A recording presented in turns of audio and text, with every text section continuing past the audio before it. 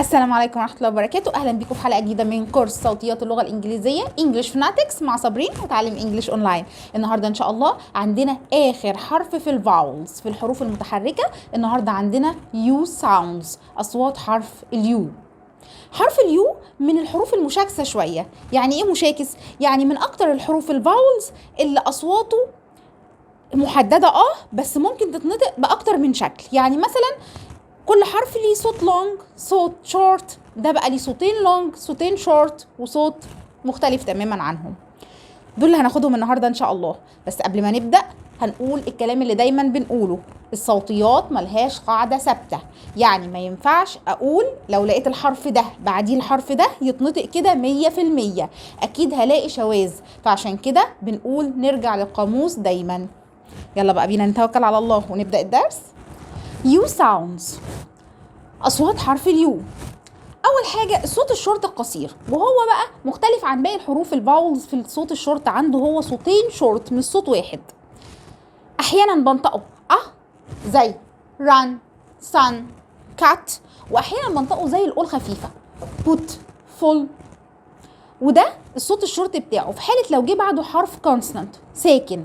يبقى لو جه بعد حرف اليو ساكن بنطقه بصوت الشورت القصير. لا اما وهو قلنا ليه صوتين شورت، لا اما زي run sun cut، لا اما زي الاو بس او خفيفه شورت put full. وده الصوت الشورت بتاعه لو جه بعديه حرف ساكن. والساكن مفيش بعده متحرك، يعني لو جه بعديه حرف او حرفين ساكنين او مجموعه حروف ساكنه لكن ما جاش بعد الساكن متحرك، عشان ده ليه صوت نطق تاني هناخده بعد شويه. نمبر 2 بقى لو اليو جه اول الكلمه.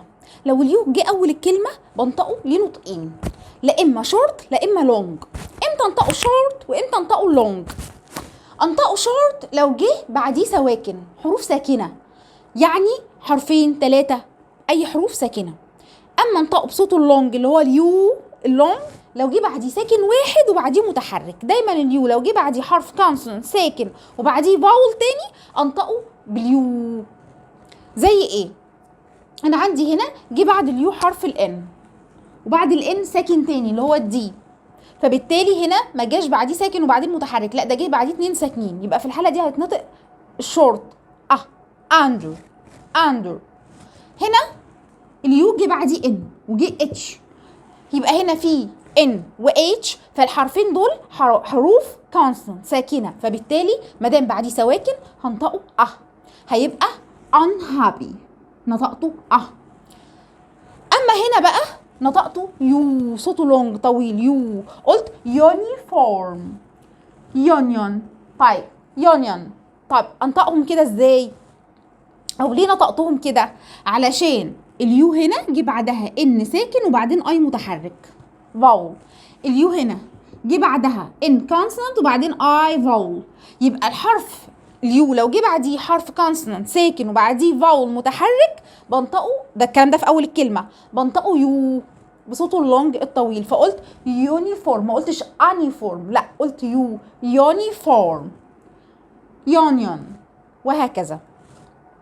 طيب هل دايما يبقى القاعده بتمشي على كده؟ دايما، بس في حاله بقى ان الان دي اللي هي اليو ان بتيجي في اول الكلمه كبادئه للكلام، بتدي معنى العكس. يعني هابي سعيد، ان هابي يعني تعيس. فممكن كلمه تكون بادئه بمتحرك وقبلها ان، فبالحاله دي مش هنطقه يو. ليه؟ لان الان هنا بنطقها ان، يعني بنطقه لو جه كبادئه للكلام ان وبعدين جت صفه، فهو كده لو ادى معنى عكس الصفه بنطقه دايما ان، سواء بقى الكلمه اللي بعد الان دي بادئه بساكن او متحرك، زي هابي ان هابي وهكذا.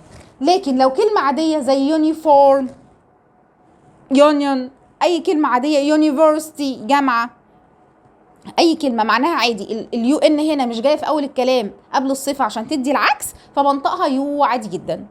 تمام؟ طيب ده هنا لو جت في اول الكلام، يبقى قلنا في اول الكلام ليها صوتين، صوت شورت اللي هو صوت الشورت بتاعها زي under unhappy up، هنا up برضو نطقتها لا اما لو جه بعدها ممكن تتنطق بالصوت الطويل بتاعها يو، لو جه بعدها حرف ساكن وبعديه متحرك فهتبقى يونيفورم، يونيون، وهكذا. طيب لو جه بقى بعدها اي او اي ليها برضو نطقين. خلينا في الاي الاول. الاي لو جه، اليو لو جه بعدها اي هتتنطق زي الدبل او زي اليو، الصوت اللونج اليو بتاعها هتتنطق صوت لونج. صوت اليو ليها صوتين لونج يا جماعه، صوتين لونج. ليها صوت اليو يو، وليها صوت كانه 2 او، كانه مد بالواو او. هنا اليو جه بعدها اي فنطقتها جلو، جلو، نطقتها 2 او كانها 2 او، جلو. هنا قلت ترو، ترو، نطقتها برضو 2 او. او ممكن انطقها بصوتها اليو اللونج العادي، زي هنا argue، هنا نطقتها يو argue، argue. يبقى اليو بتتنطق لو جه بعدها يو اي، لو جت اليو بعدها اي جت بالشكل ده يو اي بنطقها لونج طويله، بس ليها صوتين لونج. ممكن انطقها دبل او كانها 2 او، وممكن انطقها كانها يو طويله بصوتها الاصلي. امتى انطقها كده بقى وامتى انطقها كده دي بقى ملهاش قاعده. احنا القاعده بتاعتها ان احنا لو لقينا اليو بعدها اي بنطقها طويله لونج، بطولها لونج، انطقها باي صوت من الصوتين اللونج بتاعها، لا اما دبل او زي جلو، ترو، بلو، لا اما انطقها باليو كانها يو زي argue. وعلى فكره احيانا في كلمات اخرها يو اي ما بتتنطقش اصلا يو اي، زي ديالوج اللي هي محادثه بين اتنين. طيب زي تانج، لسان، اخرها يو اي برضو. فاحيانا اصلا اليو اي لما تيجي اخر الكلمه مش بنطقها احيانا، بس احيانا تانية بنطقها. طب ايه كده بقى؟ ده احنا كده هنتلخبط، ده بقى ملوش قاعده. هنرجع للقاموس نسمع فيه دي اتنطقت بصوتها اللونج الطويل انهي فيهم، الاو طويله ولا اليو طويله ولا ما اتنطقتش اصلا؟ ده بقى ملوش قاعده. اليو لو جه بعدها اي تتنطق كانها 2 او بصوتها اللونج الاو، زي فروت، فروت، جوس، جوس. يبقى هنا اليو لو جه بعدها اي هنطقها كانها 2 او، فروت، جوس، كانها 2 او بصوتها اللونج الطويل. طبعا احنا دلوقتي بنقول الاصوات هنوزعها، وبعد كده هعمل لكم بقى زي خريطه كده او حاجه على البورد على السبوره هنوزع فيها الاصوات الشورت مع بعضها كلها واللونج لوحدها مع بعضها، عشان ما نتلخبطش نبقى جمعناهم مع بعض دول لوحدهم ودول لوحدهم. بس احنا هناخد بس الاول لما يجي بعدها ايه بنطقها ايه، وبعد كده بقى هناخد اللونج لوحده والشورت لوحده. يبقى بسرعه كده قبل ما ندخل على اللي بعده هنراجع بسرعه. اليو لو جه بعدها حرف ساكن عادي جدا بنطقها بصوتها الشورت، بصوتها الشورت القصير، وقلنا هي ليها صوتين شورت، لا اما او لا اما فهتنطق هنا زي run، sun، cat، لا اما زي الاو فهتبقى put، fall، وهكذا. ده لو جه بعدها حروف ساكنه. لو جت في اول الكلام ممكن انطقها بطريقتين، لا اما شورت لا اما لونج. امتى انطقها شورت؟ لو جه بعدها حروف ساكنه زي under، unhappy، up. وممكن انطقها لونج بصوتها الطويل لو جه بعدها حرف ساكن ويليه متحرك زي uniform، union. تمام؟ طيب اليو لو جه بعدها اي هنطقها بصوتها الطويل اللونج، بس قلنا ليها صوتين لونج، لا اما 2 او لا اما يو الصوت الطويل بتاعها، فهتبقى زي كده glue، true، او argue. لو جه بعدها اي تنطق بصوتها اللونج اللي هو كانه 2 او زي fruit، juice. تمام؟ هنيجي بقى لباقي اصوات حرف اليو. اليو لو جه بعديه حرف كونسونانت ساكن وبعدين حرف الاي بنطقه لونج، صوته طويل، واحنا قلنا ليه صوتين لونج طوال، لا اما يو الصوت الاصلي بتاعه لا اما دبل او. فانا عندي هنا اليو جه بعدها حرف التي ساكن وبعدين اي، فاكرين حلقه الماجيك اي؟ الاي بتطول اي حرف متحرك يجي قبل الساكن اللي قبلها بتخليه يتنطق بصوته الاصلي، فهتبقى كيوت. هنا اليو جه بعدها ساكن اللي هو الجي وجه بعدين الاي فهتطوله فهيبقى هيوج. وده الصوت اللونج الاول بتاعه اللي هو يو، صوته الاصلي. احيانا بقى بيبقى بالصوت التاني اللي هو الدبل او، زي رول، رود. يبقى لو حرف اليو جه بعديه حرف ساكن وبعدين الاي في الاخر، الاي بتعمل ايه؟ بتطول حرف اليو، بتخليه بصوته اللونج الطويل. واحنا قلنا ليه صوتين لونج فممكن يتنطق باي من الصوتين، لا اما يو لا اما او، فهيبقى كيوت، هيوج، او رول، رود. يبقى الاي طولت اليو خليته بصوته اللونج. يبقى في الحاله دي لو اليو بعدها ساكن وبعدين اي هيبقى صوته لونج، مش هيبقى شورت خالص، لازم يبقى لونج. تمام؟ بس انهي واحد في اللونج بقى ده بناء على الكلمه نفسها. كده خلصنا الاصوات بتاعته اللي هم الصوتين الشورت والصوتين اللونج بحالاتهم. في صوت بقى وسط، صوت مائل شويه. اليو لو جه بعديه حرف الار بيتنطق ازاي؟ بيتنطق ايه ايه، زي ايه؟ turn، turn هنا نطقتها ايه، turn هنا curve، curve. يبقى اليو لو جه بعديها ار ما بيتنطقش بقى باصواته خالص اللي هي اللونج ولا الشورت. احنا قلنا ليه صوتين لونج اللي هو يو او او، وقلنا ليه صوتين شورت اللي هو او او شورت قصيره. لا ما بيتنطقش بالاصوات دي، بيتنطق صوت مائل شويه زي اي. واحنا كنا قلنا الصوت بتاعها بيبقى عامل زي كده في قاموس الصوتيات، ده الشكل بتاع الصوت ده اي، فيبقى earn، earth، turn، curve، وهكذا. وده اخر صوت من اصوات حرف اليو. بس في ملحوظه صغيره، عندي كلمه زي كده مثلا نحاول نقراها مع بعض.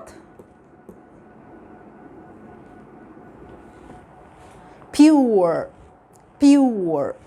طب هنا اليو جه بعدها ار، ليه نطقتيها يو لونج؟ ليه ما نطقتهاش بإمالة ما قلتيش بير؟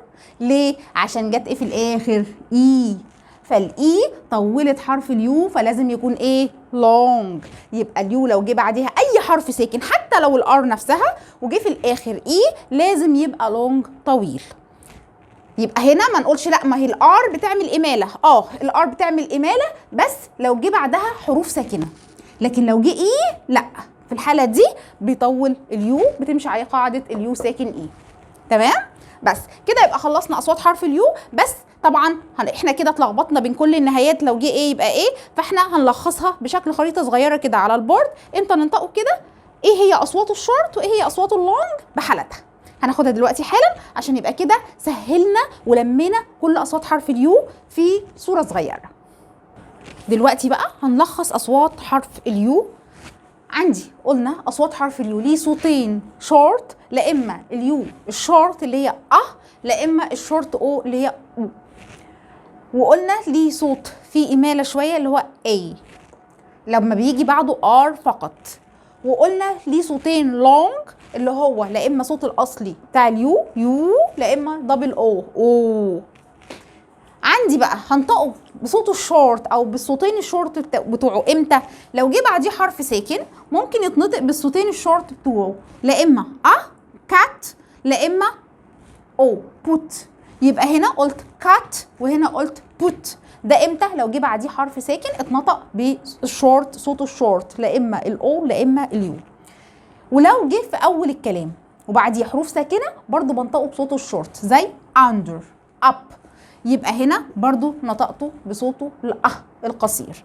ودي الحالات اللي بتنطق فيها الاو بصوته القصير، لو جه بعديه حرف ساكن او لو جه في اول الكلام وبعديه ساكن. في الحالتين دول بنطقه بصوته القصير سواء او او. لو بعديه ار قلنا دي ما فيهاش مشكله، بتنطق ايه زي fair، nurse، turn، وهكذا. يبقى نطقناه A فبقى fair nurse، نطقته بالإمالة شوية. أما بقى صوتين اللونج بتوعه لو جه بعديه ساكن وبعديه حرف الإي فالإي بتطوله بتخليه لونج، بتنطق بأي صوت من الأصوات الاتنين لا إما يو لا إما أو، زي كيوت. هنا نطقته بصوته اللونج اللي هو اليو، وهنا نطقته بلونج او بقى رود.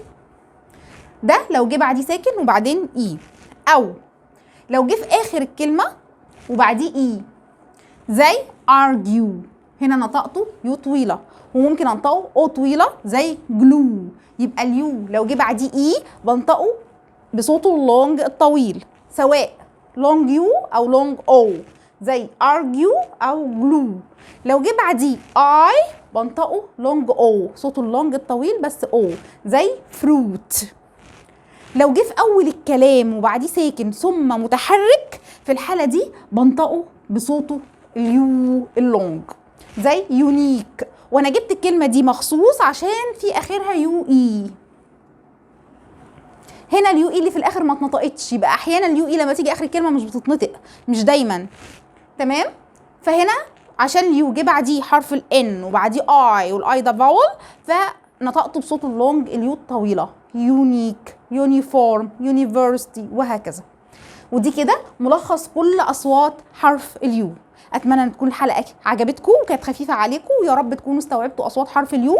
وما ننساش القاعده العامه في الصوتيات، مفيش قاعده بتنطبق 100%، لازم نسمع من القاموس. اشوفكم في حلقه جديده ان شاء الله.